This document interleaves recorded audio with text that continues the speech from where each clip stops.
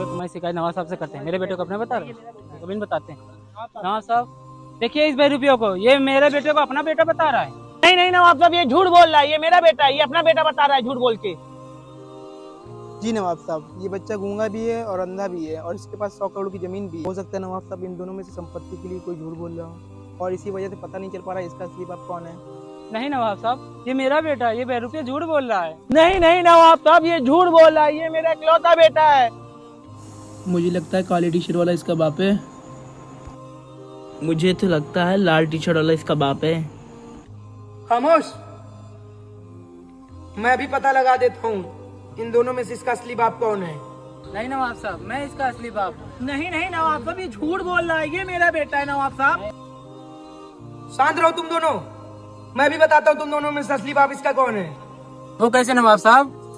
वो ऐसे कि इस लड़के को जो अपनी ओर खींच लेगा वही इसका असली बाप है। इसको तो मैं अपनी पूरी ताकत लगा कर खींच लूंगा अपने कहीं। जी नवाब साहब।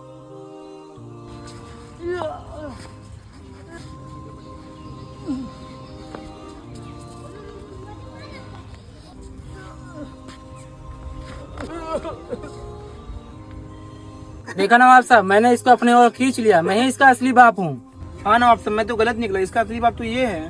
नहीं, इसका असली बाप ये नहीं, इसका असली बाप ये है जो अपने बेटे को तकलीफ में नहीं देख सका और इसका हाथ जानबूझकर इसने छोड़ दिया।